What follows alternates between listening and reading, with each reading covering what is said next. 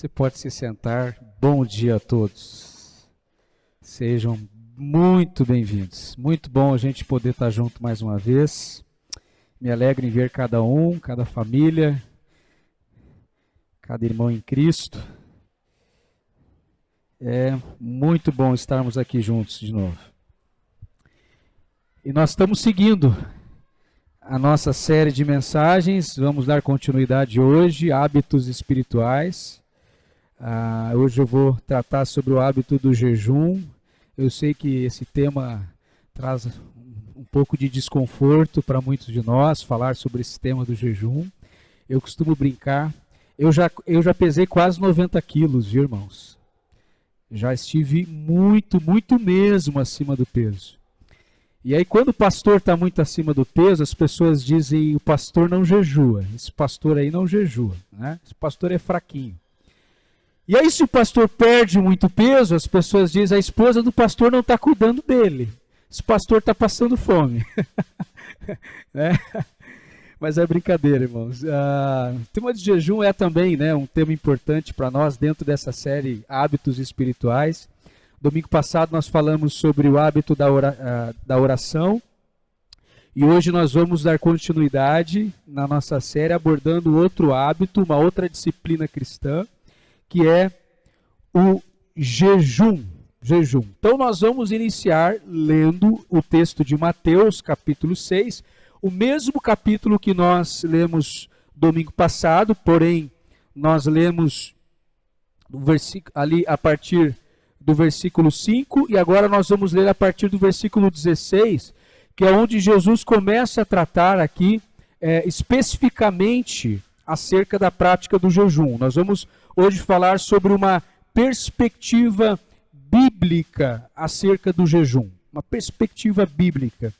A partir do versículo 16, palavras de Jesus aqui no Evangelho de Mateus: quando jejuarem, não mostrem uma aparência triste como os hipócritas, pois eles mudam a aparência do rosto a fim de que os outros vejam que eles estão jejuando.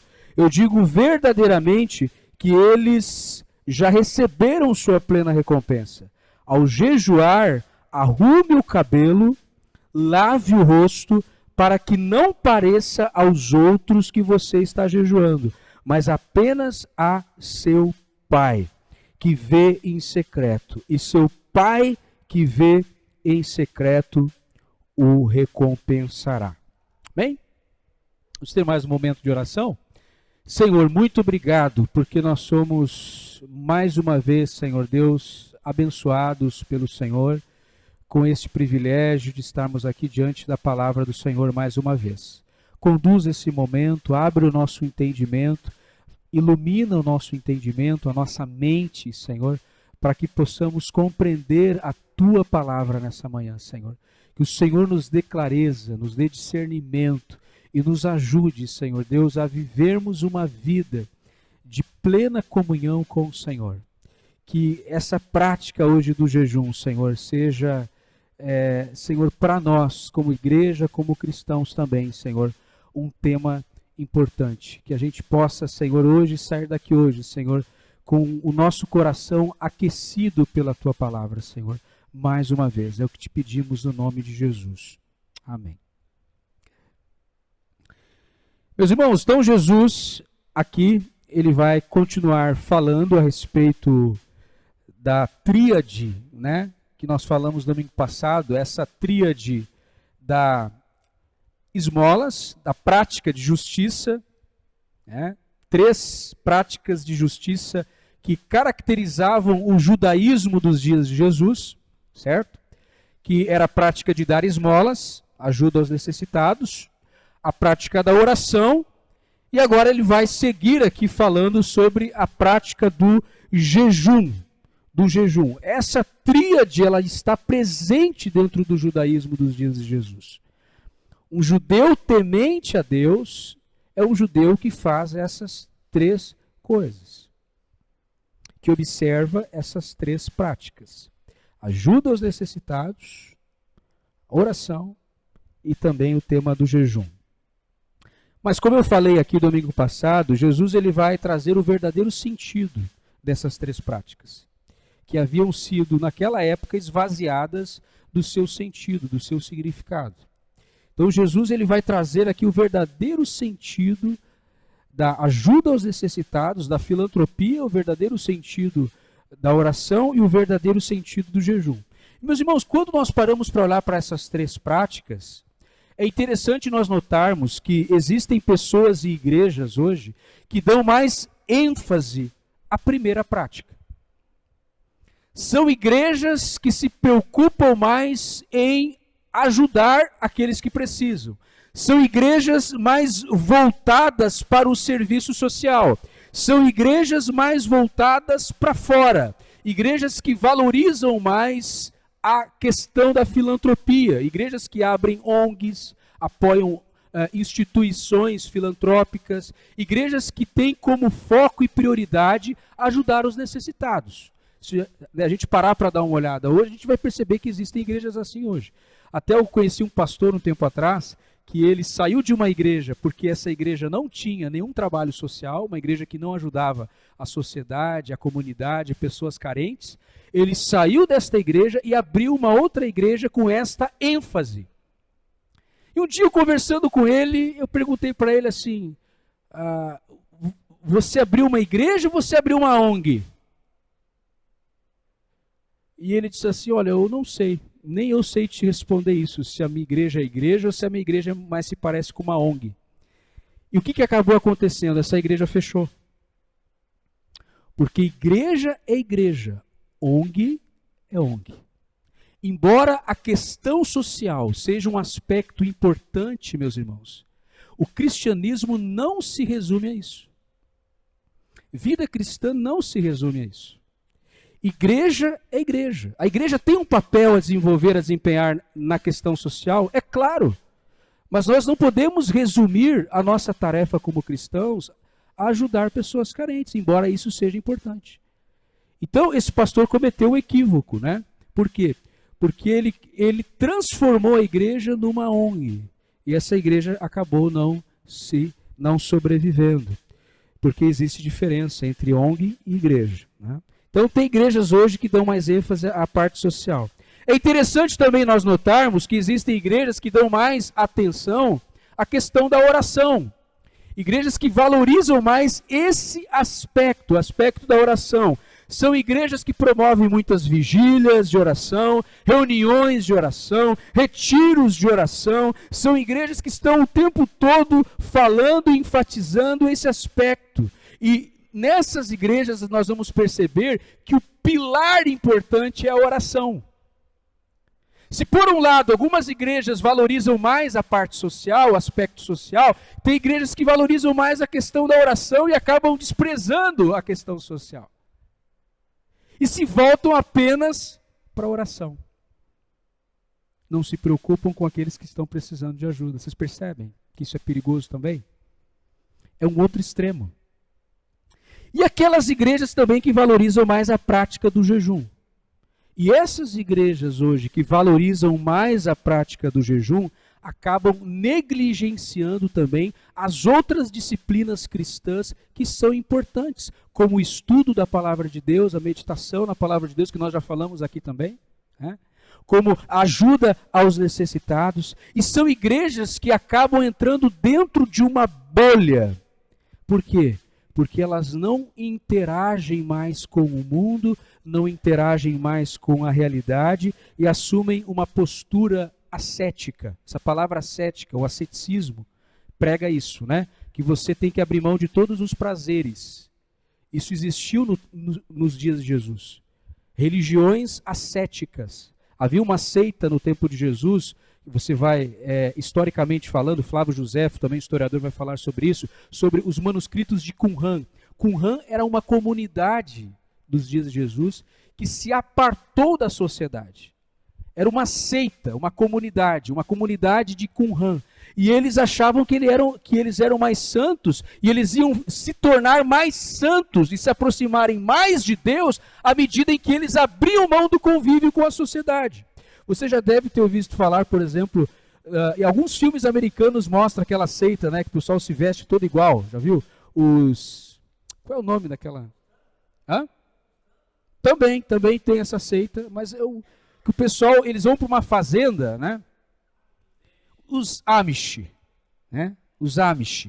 Os Amish, dá uma pesquisada, uma googada aí, você vai ver que os Amish, eles são um grupo, lá nos Estados Unidos, que eles vão para uma fazenda, para um lugar muito, lá no interior, onde não tem tecnologia, e eles se afastam de tudo e de todos.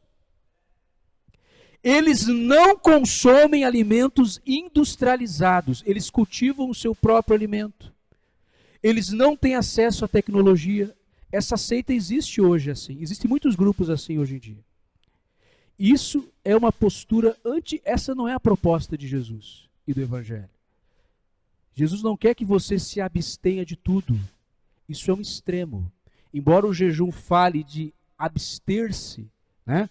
Se nós não cuidarmos, essa prática pode se tornar perigosa. Porque aí é aquela pessoa que diz a gente não tem que interagir com nada. Todo prazer não vem de Deus. Isso é mentira, né?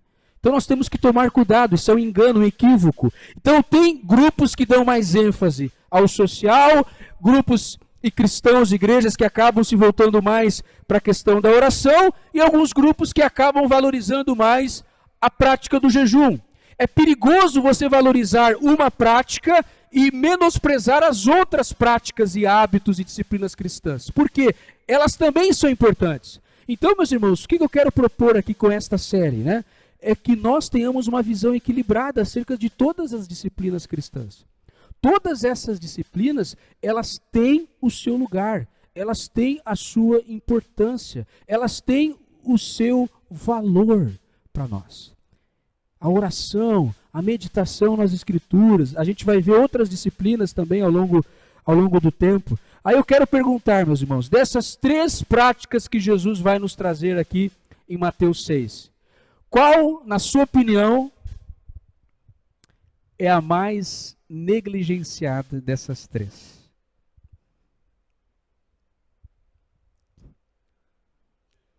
O jejum. O jejum perde de lavada, né? Perde, né? O jejum, tadinho do jejum, né? Tadinho desse hábito. Por que será, né? Cristiano, por que será, né? Por que essa prática, meus irmãos, nos nossos dias hoje, é uma prática tão difícil, tão complicada? Por que quase ninguém fala no jejum? Por que quase a gente não ouve falar? Por que há pouca instrução bíblica sobre a prática do jejum?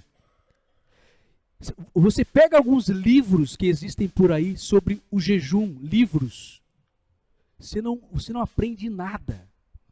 São livros que trazem uma visão totalmente distorcida do jejum. Existe pouca instrução bíblica acerca desse tema.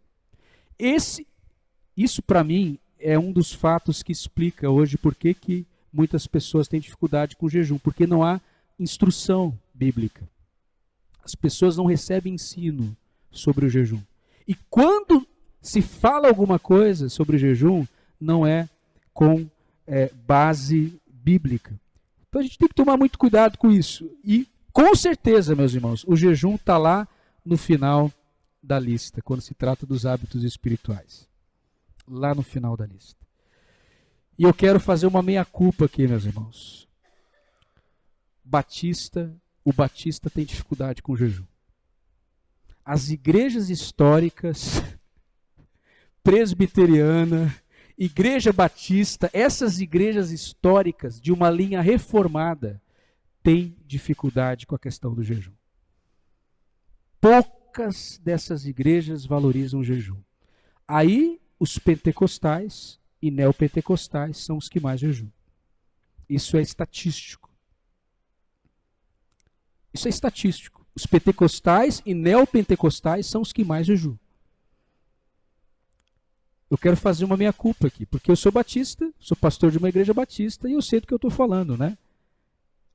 Para nós é um desafio essa questão do jejum. Mas quando nós olhamos para a palavra de Deus, o que a Bíblia vai nos falar sobre o jejum? Primeiro lugar, primeira coisa de arrancada, tá? Para a gente entender sobre o jejum. Jejum não é um mandamento. Não existe nenhuma ordem na Bíblia, nenhum imperativo na Bíblia que o cristão tem que jejuar. Você não vai encontrar nenhum versículo, nenhum texto bíblico afirmando isso, que o jejum é um mandamento. Não é. Mas é uma recomendação. É uma recomendação. E se nós olharmos para a Bíblia, nós vamos ver que muitos jejuaram, muitos homens e mulheres jejuaram ao longo da história. Moisés fez um jejum de 40 dias. 40 dias ele não ingeriu alimento e nem bebeu água durante 40 dias. Nós chamamos esse tipo de jejum de um jejum sobrenatural. Não é qualquer pessoa que consegue isso. Não invente você de fazer isso. Né? Tenha bom senso. Né? Não vai dar uma de Moisés aí e querer ficar sem beber água e comer durante 40 dias. Esse jejum que está descrito na palavra de Deus é um jejum sobrenatural. Sobrenatural. Somente 2 homens conseguiram fazer esse tipo de jejum radical, né? Não comer e não beber nada durante 40 dias. Quem? Moisés e Elias. Somente esses 2. E Jesus? Não, Jesus não. Jesus provavelmente bebeu água durante os 40 dias, porque quando você vê Jesus indo para o deserto ficando 40 dias, diz que ele não comeu. Não diz que ele não bebeu água. Então, provavelmente, tudo indica que Jesus tenha bebido água nesse período. Mas esses 2 homens do Antigo Testamento, eles fizeram um jejum de 40 dias. Moisés e Elias. Esses homens foram importantes na história da redenção? Moisés foi um personagem importante? Um homem culto, um homem inteligente, um homem que a Bíblia diz que ele era extremamente culto. Um homem que tinha um conhecimento enciclopédico. Moisés, por ter vivido dentro do contexto daquela época, dentro do Egito, do palácio do faraó, ele tinha muito conhecimento, Moisés. Era um homem extremamente inteligente e jejuava. Né? Tem pessoas que acham que a questão do QI, né, não se aplica à questão do jejum. Pessoas muito cultas na Bíblia, inteligentes, jejuaram. Moisés jejuou, Elias 40 dias, Davi jejuou por 7 dias, a rainha Esther convocou um jejum de 3 dias, um jejum absoluto, sem comida, sem beber água. Esther convocou esse jejum na Bíblia. Daniel jejuou 21 dias, Esdras 3 dias, Neemias 120 dias. Provavelmente, meus irmãos, ele intercalou o seu jejum, Neemias, né? Porque diz que ele orava, ele chorava, ele jejuava. Né? Ana jejuou também, o apóstolo Paulo jejuou, Jesus jejuou. Os primeiros cristãos no livro de Atos, se você ler a história da igreja, você vai ver que os primeiros cristãos jejuavam. Ou seja, essa é uma prática comum dentro da palavra de Deus. Normal. Fazia parte da vida de um cristão normal, o jejum. Mas quando a gente olha para o verdadeiro jejum, o jejum bíblico, algumas coisas precisam ser ditas. E eu quero hoje olhar com vocês e buscar junto com vocês uma visão bíblica e equilibrada sobre o jejum. Uma primeira coisa que a gente precisa saber se a gente quer ter uma visão bíblica e equilibrada, que o verdadeiro jejum vem acompanhado de oração. De oração. Eu vou percorrer alguns textos bíblicos, porque a gente quer trazer uma visão bíblica desse tema. Então eu vou caminhar por algumas passagens e textos bíblicos aqui. Se você tiver agilidade aí com a sua Bíblia, tá? Mas caso você não queira procurar, os versículos vão estar aqui, tá? Para a gente poder acompanhar aqui. O verdadeiro jejum vem acompanhado de oração. Lá em Neemias capítulo 1, versículo 4, diz palavras de Neemias, né? Quando ouvi isso, sentei-me e chorei, passei dias lamentando-me, jejuando e orando ao Deus dos céus. Jejuando e orando ao Deus dos céus. Em Atos 13, 2 e 3, capítulo 13, versículo 2 e 3 diz: enquanto adoravam, a igreja aqui de Antioquia, a igreja que enviou o apóstolo Paulo e Barnabé para que eles fossem enviados como missionários, que eles foram enviados pela igreja de Antioquia, né? Antes de Paulo se tornar um missionário, um apóstolo, ser enviado, ele precisou de uma igreja que o enviasse. Tem muito missionário aí, viajando por todo o mundo e não tem uma igreja por trás, respaldando, apoiando, enviando. Todo verdadeiro missionário que é enviado por Deus, pregador do evangelho, se Paulo, ele precisou de uma igreja que o enviasse. Paulo precisou. Tem muito missionário aí que diz que não precisa. Está pregando o mundo afora aí, mas qual é a sua igreja? Eles não têm uma igreja. Pregam por tudo que é lugar. Você pergunta, você vem de qual igreja? Não, eu estou aí, né? Não estou ligado a nada, nenhuma igreja, nenhuma instituição. Isso é perigoso. Isso existe muito hoje nos nossos dias. Paulo foi enviado pela igreja de Antioquia. Haviam mãos ali que estavam impostas sobre Paulo e Barnabé. A igreja de Antioquia estava ali estendendo as suas mãos sobre esses dois homens, Paulo e Barnabé. E lá nesse texto vai dizer que essa igreja estava orando e jejuando. Diz, enquanto adoravam ao Senhor e jejuavam, o Espírito Santo disse, separa-me Barnabé e Saulo para a obra que os tenho chamado. E assim, depois de jejuar e orar, impuseram-lhes as mãos e os enviaram. Você não vai encontrar na Bíblia a prática do jejum separado da oração. O jejum na Bíblia sempre está conectado à oração. São duas coisas que vão sempre caminhar juntas dentro da palavra de Deus. Não é por acaso que Jesus, aqui no seu Sermão do Monte, quando ele vai falar da oração, que nós vimos domingo passado, na sequência ele fala sobre o jejum. Olha o texto aqui. Paulo falou sobre oração do versículo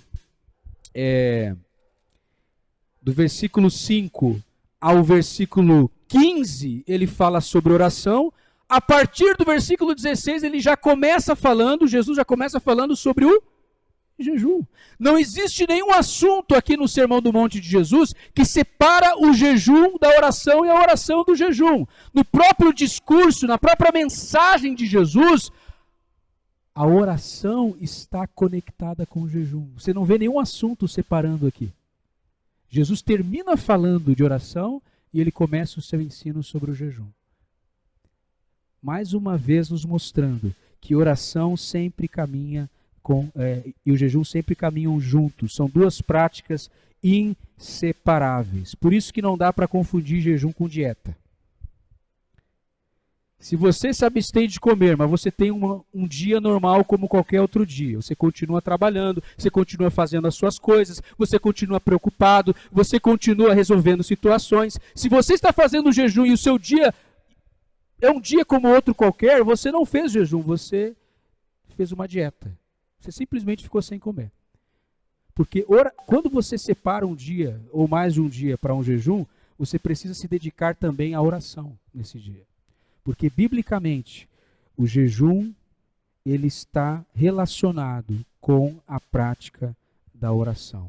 Você ora naquele dia, você vai meditar na palavra de Deus naquele dia, você talvez não vai ficar muito nas redes sociais naquele dia, você vai evitar estar o tempo todo olhando para o seu celular, você vai separar um tempo para se concentrar em Deus. Em Deus. Então, primeira coisa que a gente tem que saber, meus irmãos, jejum combina com oração. Combina com oração. São duas coisas inseparáveis. Você pode olhar todos os textos da palavra de Deus que falam em jejum, sempre a oração está presente. Sempre você vai perceber ali a prática da oração. Segundo lugar, o verdadeiro jejum é uma expressão de contrição. Contrição. Lá em Levítico 16, capítulo 16, versículo 29 ao 31, diz assim: é a primeira vez em que nós vamos perceber na Bíblia, no Antigo Testamento, um dia oficial para o jejum. No contexto da velha aliança, na aliança que Deus tinha com Israel, existia ali o compromisso de que a nação de Israel jejuasse uma vez no ano. Toda a nação deveria tirar um tempo para o jejum, que era o dia do Yom Kippur, o dia da expiação. E essa lei está presente aqui em Levítico para o povo de Israel daqueles dias. Diz assim: este é um decreto perpétuo para vocês. No 10º dia do 7º mês, vocês se humilharão, não poderão realizar trabalho algum, nem o natural da terra, nem o estrangeiro ou residente, porquanto neste dia se fará propiciação por vocês, para purificá-los. Então perante o Senhor vocês estarão puros de todos os seus pecados, e este lhes será um sábado de descanso, quando vocês se humilharão. É um decreto perpétuo. Essa palavra se humilhar aqui está intrinsecamente ligada à aflição da alma ou ao jejum. Esse dia era um dia em que a nação de Israel se abstinha de qualquer alimento. Lá no livro de Joel 2, o profeta Joel vai dizer, Joel capítulo 2, versículo 12 e 13: agora, porém, declara o Senhor, volte-se para mim de todo o coração, com jejum, lamento e pranto. Rasguem o coração e não as vestes. Voltem-se para o Senhor, para o seu Deus, pois Ele é misericordioso e compassivo, muito paciente e cheio de amor. Arrependem-se e não envia desgraça. O jejum é uma expressão de contrição, de afligir a alma. O jejum bíblico tem a ver com afligir a alma, contristar a alma, lamentar, nos humilharmos diante de Deus. O jejum tem a ver com essa atitude do coração, de quebrantamento. Quebrantamento. Em muitos momentos na Bíblia, pessoas, o povo de Israel, enquanto jejuavam, eles choravam. Eles rasgavam as vestes. Esse gesto de rasgar as vestes, isso fala de uma atitude de contrição, de arrependimento pelos seus pecados. Porque eles queriam o perdão de Deus. Porque eles buscavam, eles sabiam, eles reconheciam que eles precisavam da graça, do perdão de Deus, da misericórdia de Deus, porque senão eles seriam fulminados, consumidos pela glória de Deus. Eles precisavam da graça e do perdão de Deus, então eles se reconheciam pecadores. E a Bíblia sempre vai dizer que essa atitude de quebrantamento agrada a Deus. O profeta Isaías vai dizer que Deus, Ele é um Deus santo, que habita no alto e sublime trono, mas Ele habita com aquele que é quebrantado e contrito de coração. Ele habita também com aquele que é humilde de espírito, para dar novo ânimo àquele que é humilde de espírito, para dar novo alento ao coração do contrito. Esse é o nosso Deus. E o jejum tem a ver com isso, meus irmãos, com uma atitude de contrição. Você já percebeu que uma pessoa que está muito triste, dependendo do seu estado de abatimento emocional, psicológico, essa pessoa, ela perde a fome, ela perde a vontade de comer? Eu já passei por isso. Eu vou dar um exemplo para vocês. Quem aqui já viveu uma experiência de luto? Se você se aproximar de uma pessoa que está enlutada, que está com seu coração enlutado, e você oferece algo para ela comer, o que ela diz? Não, obrigado, eu estou sem fome. Uma pessoa que está enlutada, ela perde o apetite.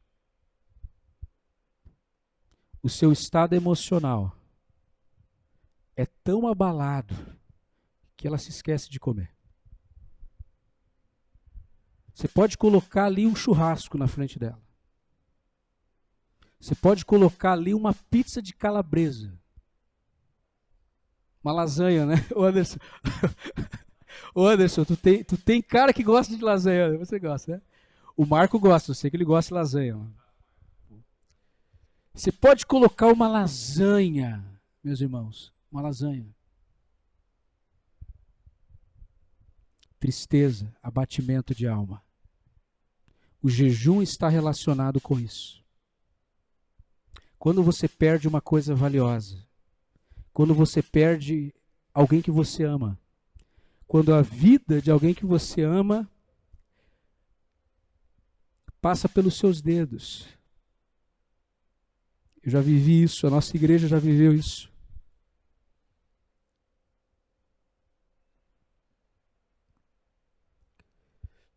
A nossa igreja perdeu pessoas queridas. Uma igreja que vai fazer 40 anos. A nossa igreja vai fazer 40 anos de história. A gente perde pessoas que a gente ama. E a gente fica sem comer. Perde fome. E quando se trata do nosso pecado, quando você perde aquilo que há de mais precioso, que é a sua comunhão com Deus, que é o seu relacionamento com a pessoa de Deus, quando você quebra a sua aliança com Deus, como que você lida com isso? Como que você reage a isso? Você celebra? Você comemora que você está longe do seu Pai? Longe de Deus? Você faz festa? Não. Você se veste de pano de saco. Você se humilha, você joga cinza sobre a cabeça. Você se quebranta. O verdadeiro jejum é uma expressão de contrição, de quebrantamento. Profunda tristeza por causa do nosso pecado. Terceiro lugar, o verdadeiro jejum, o jejum bíblico, ele é caracterizado pela compaixão. Olha só o que diz lá em Isaías 58, versículo do 1 ao 11. Isaías, capítulo 58. Esse texto, não dá para falar de jejum, meus irmãos, sem citar esse texto de Isaías. Não dá. A gente precisa tocar nesse ponto que Isaías vai tocar aqui. Ó, Isaías 58, capítulo 58, eu vou ler do 1 ao 11, vou ler uma leitura bem dinâmica aqui, tá? Mais acelerado um pouco, mas acompanhe e preste atenção aqui na palavra de Deus. Olha só, versículo 1 em diante. Grite alto, não se contenha, falando aqui do profeta Isaías, o homem que Deus levantou para ser aqui porta-voz da sua mensagem para o povo que estava cativo na Babilônia. Grite alto, não se contenha, levante a voz como trombeta, anuncia ao meu povo a rebelião dele e à comunidade de Jacó os seus pecados, pois dia a dia me procuram, parecem desejosos de conhecer os meus caminhos, como se fosse uma nação que faz o que é direito e que não abandonou os mandamentos do seu Deus. Pede-me decisões justas e parecem desejosos de que Deus se aproxime deles. Porque jejuamos, dizem, e não viste. Porque nos humilhamos e não reparaste. Contudo, no dia do seu jejum, vocês fazem o que é do agrado de vocês. Exploram os seus empregados. Seu jejum termina em discussão, rixa, em brigas, socos brutais. Que coisa, hein, meu irmão? Que jejum abençoado, hein? Socos brutais. Vocês não podem jejuar como fazem hoje e esperar que a sua voz seja ouvida no alto. Será que é esse o jejum que eu escolhi? Que apenas um dia o homem se humilhe, incline a cabeça como junco e se deite sobre pano de saco e cinzas? É isso que vocês chamam de jejum? Um dia agradável ao Senhor? O jejum que desejo não é este, é soltar as correntes da injustiça, desatar as cordas do jugo, pôr em liberdade os oprimidos, romper todo o jugo. Não é partilhar sua comida com o faminto, abrigar o pobre desamparado, vestir o nu que você encontrou e não recusar ajuda ao próximo? Aí sim, a sua luz irromperá como a alvorada, e prontamente surgirá a sua cura, a sua retidão irá diante de você, e a glória do Senhor estará na sua retaguarda. Aí sim você clamará ao Senhor, e Ele responderá. Você gritará por socorro, e Ele dirá, aqui estou. Se você eliminar do seu meio o jugo opressor, o dedo acusador e a falsidade do falar, se com renúncia própria, você beneficiar os famintos, satisfazer o anseio dos aflitos, então a sua luz despontará nas trevas e a sua noite será como o meio-dia. E o Senhor o guiará constantemente satisfará os seus desejos numa terra ressequida pelo sol e fortalecerá os seus ossos, e você será como um jardim bem regado e uma fonte cujas águas não faltam. O verdadeiro jejum, ele é caracterizado pela compaixão. Isaías prega para um povo que estava preso, cativo na Babilônia, e o que ele está denunciando aqui? O mesmo problema que Jesus vai denunciar em Mateus 6, quando ele fala do jejum. O que ele vai denunciar? O jejum como um mero ritual. O jejum ritual é um jejum que tem o foco na aparência, na prática, no formalismo, na performance. Jesus vai condenar isso lá em Mateus. O povo estava cumprindo com suas obrigações religiosas, o povo estava em dia com o dízimo, o povo estava indo na igreja, o povo estava em dia com Deus, o povo estava fazendo tudo certinho, entre aspas, porque Deus conhecia a realidade do seu povo. E Deus sabia que enquanto eles jejuavam, eles estavam desprezando o órfão e a viúva. Eles não estavam ajudando aqueles que precisavam de ajuda. O povo estava cumprindo com suas obrigações religiosas, mas sem tratar com dignidade o seu semelhante. O povo estava praticando um jejum desprovido de compaixão. Em outras palavras, um jejum sem amor. Um jejum que não tem para Deus qualquer validade. Deus não recebe, Deus não aceita, Deus não se agrada desse tipo de religião desprovida de amor. Se torna uma prática incoerente, vazia. Porque eu nego, ao mesmo tempo que eu me abstenho do pão, que eu deixo de comer, eu nego o pão para quem precisa. Ao mesmo tempo que eu nego o pão para o meu estômago, eu também estou negando o pão para aquele que está com o estômago vazio e que precisa de comida. Ao mesmo tempo que eu digo não para o pão, eu faço o quê? Eu não reparto o pão com aqueles que precisam. Essa é uma religião desprovida de amor, desprovida de compaixão. Lá em Tiago 1:27 diz: a religião que Deus, o nosso Pai, aceita, ela é pura, ela é imaculada e é esta, cuidar dos órfãos. Tiago capítulo 1, versículo 27. Quem quiser encontrar, é bom a gente dar uma olhada aí, né? Tornar mais dinâmico o culto também. Dá uma folhadinha se você está com a Bíblia aí, Tiago 1:27. É o tipo de versículo para a gente pegar a caneta, quem gosta de marcar, né, uma caneta de marca-texto, pode ser uma Bic mesmo, vai lá e marca, né, como eu faço na minha Bíblia, marca ali, Tiago capítulo 1, versículo 27. Agora eu estou no Novo Testamento. É uma ponte, um link com o que Isaías vai tratar ali. O problema de uma religião desprovida de amor, de compaixão. Eu jejuo, mas eu não olho para aquele que está passando por necessidade. Eu não me importo com o meu semelhante. Eu não me importo. Eu não olho para o lado. Esse é um jejum que Deus não aceita, que Deus não recebe. Tiago 1:27, a carta de Tiago, irmão de Jesus.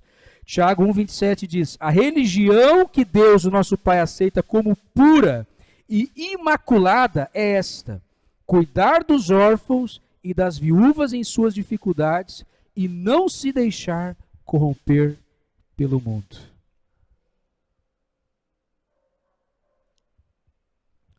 Quem eram os órfãos e as viúvas? Eu já falei isso aqui em outro culto. As pessoas que, para aquele contexto social, elas faziam parte dos grupos mais vulneráveis da sociedade. O órfão e a viúva, na época de Jesus, eram os mais desprezados do ponto de vista social. Não se lembravam dos órfãos e das viúvas. Eram os mais vulneráveis. Quem são os mais vulneráveis hoje da nossa sociedade, os grupos mais vulneráveis? Isso aqui não tem nada a ver com o discurso de esquerda, viu? Porque hoje você vai falar de justiça social, de ajudar aqueles que precisam, parece que você é de esquerda ou de direita. Não, essa questão está acima dessa discussão. Isso é cristianismo. Está acima de qualquer ideologia. Está acima dessa discussão esquerda ou direita. Porque hoje você fala em justiça social, fala em ajudar aquele que precisa, parece que você você está seguindo algum partido. Não é isso, meus irmãos. A gente acabou de ler Isaías falando. Deus não aceita um jejum se você não ajuda aquele que precisa. Esse tipo de jejum Deus não aceita. Tiago vai dizer a verdadeira religião é essa. Ajudar o órfão e a viúva. E não se contaminar com o mundo. Com o sistema desse mundo, com os valores desse mundo, com os padrões desse mundo, com a lógica desse mundo. Não se contamine, não compactue. Não adianta jejuar e não viver na prática o amor de Deus. Resumindo é isso, o verdadeiro jejum, ele busca e espera de nós exercer graça e compaixão com aqueles que precisam, que estão à nossa volta. O jejum que transforma o nosso coração egoísta e um coração altruísta. É esse jejum que agrada a Deus. Outro lugar, meus irmãos, o verdadeiro jejum é um exercício de abnegação. Lá em Daniel, capítulo 10, versículo 3, vai dizer, o texto de Daniel, a experiência de Daniel também, Daniel é uma referência para nós também, de alguém que viveu a prática do jejum, profeta Daniel.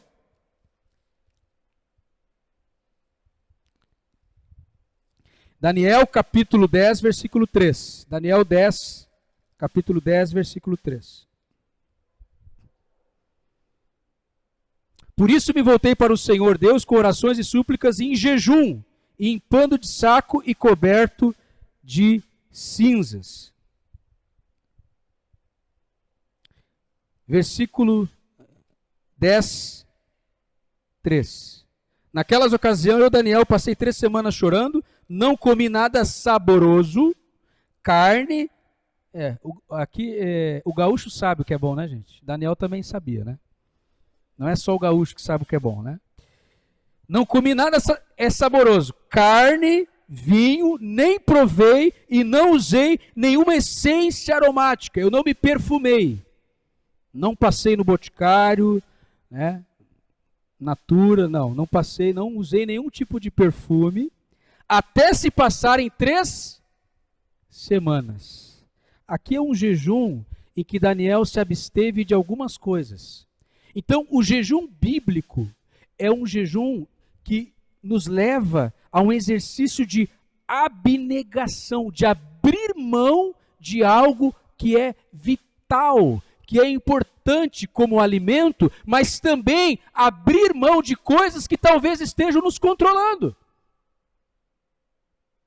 Desejos que estão talvez tomando conta do nosso coração e que deveriam ser subordinados. Desejos, apetites, vontades, inclinações carnais. E o jejum bíblico é um jejum que ele funciona como uma espécie de recurso para controlar esses desejos, ao invés de nos fazer viver uma vida controlada o tempo todo por esses desejos. Tem desejos que Deus colocou em nós, irmãos. Deus nos criou com desejos.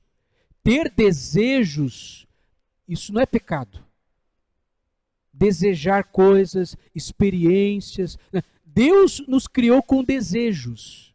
Qual é o problema? É quando esses desejos passam a nos controlar. Enquanto você controla esses desejos, está tudo ok. Agora, quando esses desejos carnais, naturais, e muitas vezes até normais, eles passam a controlar você, se torna um problema. O jejum, ele é um exercício de refrear esses desejos da nossa carne, esses apetites. Se você souber controlar o seu apetite por alimento, aqui tem uma frase do Thomas Kempis, né? Hoje é um autor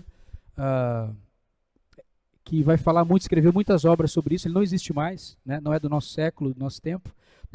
Thomas Kempis, tem um livro dele que também é um livro clássico, né? Que é A Imitação de Cristo. Todo cristão deveria ler esse livro, pelo menos, né, antes de partir desse mundo, tá? A Imitação de Cristo, Thomas Kempis. Tá? Thomas Kempis, ele diz o seguinte: refreia a gula, o apetite por comer. Ó. Refreia a gula e facilmente refrearás todo o apetite carnal. Se você conseguir ficar sem comer, você consegue ficar sem qualquer coisa. Internet, videogame, joguinho, vício, sei lá, meu irmão. É isso que Thomas Kempis está dizendo. Se você conseguir se dominar nesse campo, qualquer área da sua vida, você vai conseguir dominar e controlar. Por isso o jejum é importante. Você percebeu? Você está percebendo como é importante o jejum para nós? A nossa relação com o alimento, meus irmãos, é um problema desde a queda. Desde a queda. Qual foi a tentação da serpente? Comer. Comer o fruto. E lá em Gênesis vai dizer, no capítulo 3, a mulher vendo que o fruto era palatável, era agradável ao paladar. Nossa relação com a comida é antiga, é um problema antigo, meus irmãos. Antigo. Eva olha para o fruto, eu imagino Eva olhando para aquele fruto, eu acho que não era maçã, porque maçã não me dá água na boca, tá? A Bíblia não diz que fruto era, sabe qual é a fruta que me dá água na boca? É o caque. Eu não consigo olhar para um caque assim sem sentir água na boca, não sei você, mas é a fruta que, né? Eu acho que era um caque de chocolate, né? É uma tese minha, mas isso não é bíblico, tá, irmãos? Isso é apócrifo, tá? Não está na Bíblia, tá? Mas a Bíblia não diz que era maçã. Maçã não me dá água na boca, não sei se, né? Mas a Bíblia diz que quando Eva olha para aquele fruto, ela começa a salivar. Eu imagino ela salivando. Ela com água na boca. A Bíblia diz, ela viu que era palatável. Que fruto gostoso, deve ser gostoso esse fruto. Eu vou provar dele. E deu para o homem tonto também, né? Não resistiu. Não resistiu. Comeu também do fruto. Interessante que a tentação ela tem um aspecto físico. A tentação ela apela para uma necessidade física do ser humano, que é comer. Interessante isso. E Jesus no deserto também, a primeira tentação do diabo lá, quando Jesus estava no deserto, foi o quê? Comer. Transforma essas pedras em pães. Olha a relação com a comida aqui. Lá na tentação de Jesus. Só que a diferença é que Jesus resistiu, né? Jesus é o segundo Adão que não cedeu à tentação, mas venceu a tentação por nós. Por nós.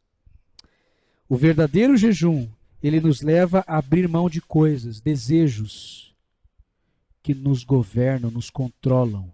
Todos nós temos inclinações carnais que todos os dias nos querem levar e arrastar para um padrão de vida pecaminoso, para algum tipo de pecado. Todos os dias nós lutamos contra esses desejos carnais.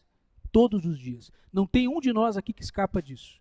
Todos nós nascemos com essas inclinações, esses desejos, e nós precisamos refreá-los. E o jejum é uma forma de nós vencermos. Meus irmãos, o que é o carnaval? Agora vamos falar um pouquinho do carnaval. Cristão não pula carnaval, não tem jeito. Não tem jeito. Cristão não participa desse tipo de festa. Não tem jeito. Sabe por quê? Qual é a mensagem do carnaval? Qual é a lógica que está por trás dessa festa? Dar vazão a todo tipo de sentimento. Seja livre para viver o que você quiser, para ser quem você quiser. Dê vazão aos seus instintos, aos seus impulsos. Dê vazão. Alimente os seus apetites. É isso que o carnaval prega. E a vida cristã prega o quê? Tome a sua cruz. Toma a cruz. Segue Jesus. Saiba dizer não para o pecado. Mortifica a sua carne. Então, a lógica da vida cristã vai na contramão da lógica desse mundo. E o carnaval, o que ele prega? Você tem que dar vazão a isso. Se você está sentindo, se você se sente bem, faça. É botar para fora esses desejos. Quando, na verdade, o que o jejum faz? Opa, vamos controlar isso. Porque se isso controlar a nossa vida, isso vai nos matar, isso vai nos destruir, isso vai prejudicar o nosso relacionamento com Deus. Esses desejos são como um rio que está dentro do leito. O que acontece se um rio sai do seu leito? Como aconteceu em Roca Salles, aqui em algumas cidades do Rio Grande do Sul ano passado. O que acontece se um rio que está dentro do seu leito resolve sair fora do seu leito? Devastação, destruição, uma cidade toda coberta de águas. Os nossos desejos, eles devem ficar como um rio dentro do seu leito. Quando esses desejos, meus irmãos, eles decidem como um rio sair fora das suas margens, a morte, tragédia, destruição. É isso que acontece. E o jejum ajuda-nos, ele nos ajuda a manter o rio dentro do seu leito e do seu curso natural. E por último, o verdadeiro jejum é um ato de adoração. Adoração. Lucas 2:37 é o último ponto da mensagem, tá? Prometo para vocês, tá? Lucas capítulo 2, versículo 37. A ideia hoje, viu, meus irmãos, é uma mensagem mais de instrução, de ensino mesmo, a respeito do jejum, porque a pobreza nesse sentido, a escassez de material sobre isso hoje, confiável, bíblico, tá? Então, jejum, lá em Lucas agora, capítulo 2, versículo 37. Então permanecera a viúva, que é a profetisa Ana, viúva até a idade de 84 anos. Uma senhora idosa, que estava sempre no templo, a profetisa Ana, com 84 anos, nunca deixava o templo e adorava a Deus jejuando e orando dia e noite. Uma senhora de 84 anos que jejuava, que orava e não se apartava do templo. Que exemplo, né, para nós, para essa geração. Ana é um exemplo. Se Ana procurasse um médico hoje, não, a senhora não pode fazer jejum, está proibido de fazer jejum. Né? Dependendo do jejum de Moisés, por exemplo, eu acho que é complicado, né? Mas ela vivia a prática do jejum. Com 84 anos, meus irmãos. E o texto diz que ela adorava a Deus jejuando. Ela adorava através do jejum, ou seja, o jejum é um ato de adoração, de culto a Deus. Por meio do jejum, eu estou colocando Deus acima das minhas vontades, dos meus desejos, dos meus apetites, dos meus anseios, daquilo que eu entendo ser importante ou melhor na minha vida. Eu vou dar um exemplo para vocês bem prático. Um dia eu decidi, há cerca de mais de 5 anos atrás, não beber mais refrigerante. Eu fiz um jejum de refrigerante. Parei de beber refrigerante. Vou dizer para vocês. Que luta. Meus irmãos, eu sonhava que eu estava bebendo um copo de Coca-Cola gelado. Sonhava. Era pesadelo, né? Porque eu não queria, imagina, sonhar bebendo aquele copão assim. Eu sonhava que eu estava bebendo um copo de refrigerante. Foi difícil no início. Chegou um tempo que eu percebi que eu conseguia viver sem refrigerante. E uma vez eu ouvi uma jovem da igreja falar para mim, eu não vivo sem Coca-Cola. Meu Deus do céu, eu não vivo sem Coca-Cola. Eu não vivo sem Jesus, meu irmão. Eu não vivo sem Jesus. Como assim, né? Não vivo sem Coca-Cola. Mas o que ela quis dizer com isso? Que ela era escrava daquilo. Aquilo dominava a vida dela, controlava ela. Meus irmãos, faz mais de 5 anos que eu não ingiro refrigerante, que eu não sei o que é refrigerante. E eu não sinto falta. Você pode começar abrindo mão de alguma coisa que para você hoje é bom. Mas isso tem tomado uma proporção na sua vida que não deveria. Tem assumido um lugar na sua vida e no seu coração que não deveria. Que não é saudável para você, não tem sido saudável para a sua vida. Física, para a sua saúde, para a sua vida com Deus também. Então, o verdadeiro jejum, ele revela se há no nosso coração algum ídolo. O que é um ídolo? É aquilo que toma o lugar de Deus na nossa vida. É um ídolo. Então, o verdadeiro jejum bíblico, ele expõe, ele deflagra, ele revela se há no nosso coração algum ídolo, algo que tem tomado o lugar de Deus na nossa vida e que não deveria. Por isso o jejum, ele é um ato de adoração a Deus. Por quê? Porque ele tem o seu foco em Deus, não em você. Eu não jejuo para mostrar para os outros que eu sou espiritual. Eu não jejuo para ficar com aquela cara triste como os religiosos dos dias de Jesus faziam, se despenteavam, né? Deixavam o cabelo todo despenteado, um semblante melancólico, triste, para mostrar que estavam jejuando, para impressionar. Esse jejum não resolve, não serve para Deus. O jejum verdadeiro, ele não tem o foco em homens, agradar homens, mas ele tem o foco em Deus, em agradar a Deus. E o último versículo que eu encerro, Romanos 14, 17. Encerro com esse texto. Romanos, capítulo 14, versículo 17. Palavras do apóstolo Paulo. O reino de Deus não é comida. O reino de Deus não é bebida, mas justiça, paz e alegria no Espírito Santo. O reino de Deus não são coisas que podem nos controlar, que podem nos escravizar, que podem nos destruir, que podem abalar.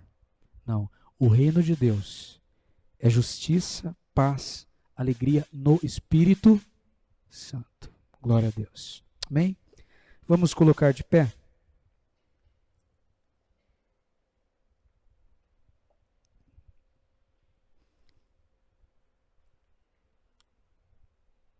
Senhor, nós sabemos, depois de tudo isso que nós olhamos aqui hoje, na Tua Palavra, que o jejum não é para os fortes, o jejum é para os fracos.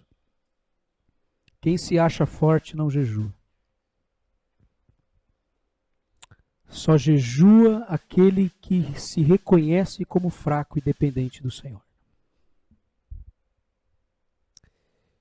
Por isso, Senhor, nós nos colocamos diante do Senhor como pessoas fracas, limitadas, pecadoras,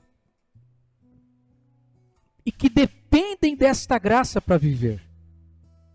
A vida cristã, Senhor, que o Senhor propõe que vivamos, depende dessa graça, e é isso que nós estamos fazendo aqui a cada domingo, Senhor Deus, reconhecendo isso, que nós dependemos do Senhor, dependemos da Tua graça, não podemos viver sem o Senhor, podemos viver sem outras coisas que talvez esse mundo tenha nos oferecido e queira nos oferecer todos os dias, como algo que vai nos dar verdadeira paz, felicidade, satisfação, mas nós sabemos que a nossa verdadeira satisfação está no Senhor,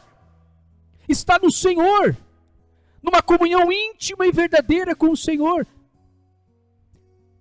A nossa felicidade depende disso, Senhor.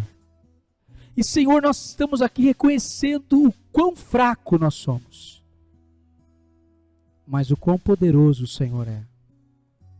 O quão grandioso o Senhor é. Porque se não fosse as Tuas mãos nos sustentando todos os dias, Senhor, nós não estaremos mais aqui, Senhor. Não haveria razão para estarmos aqui se não fosse o Senhor e a Tua graça, nos mantendo, nos alimentando, nos sustentando todos os dias.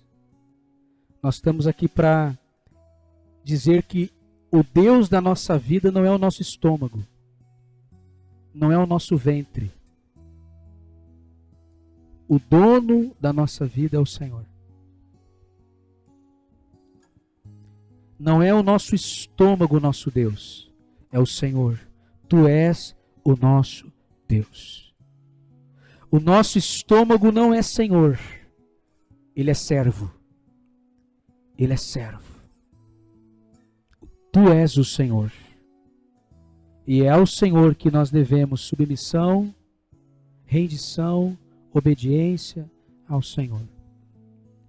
Senhor, que essa palavra de hoje possa nos incomodar no bom sentido. Que ela possa nos inquietar no bom sentido. Que essa palavra possa, Senhor Deus, impregnar o nosso coração, a nossa mentalidade. Que o Senhor possa nos dar cada dia mais uma perspectiva bíblica e equilibrada sobre o jejum. E que nós venhamos tirar algum tempo esse ano, alguns períodos desse ano para praticar isso. Para termos uma experiência com o jejum. De forma secreta, sem tocar trombeta, mas de forma secreta, Senhor Deus, nós queremos viver essa prática do jejum. Como discípulos do Senhor, como igreja do Senhor. Nos ajuda, nos capacita, continua nos conduzindo e sendo o nosso Senhor. Porque o nosso verdadeiro alimento não é o pão desta terra. O nosso verdadeiro alimento é o pão do céu. É o Senhor. É o Senhor. Nós oramos assim, em nome de Jesus. Amém. Irmãos, eu tenho, de tudo que eu estudei até hoje sobre o jejum, eu tenho uma folhinha, uma folha, onde tem ali algumas dicas para quem quer começar a jejuar. Algumas explicações sobre o jejum, como começar. Você não sabe como começar um jejum? Tem algumas dicas ali. Tá?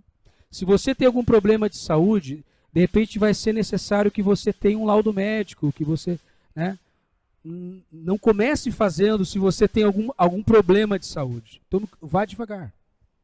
Tá? Mas eu vou compartilhar no grupo da igreja do WhatsApp, muitos estão aqui, eu vou colocar o arquivo lá. Eu estou à disposição também para auxiliar, ajudar quem deseja esse ano criar esse hábito espiritual do jejum também. Eu sei que essa igreja, você será muito edificado e fortalecido através disso também. Amém?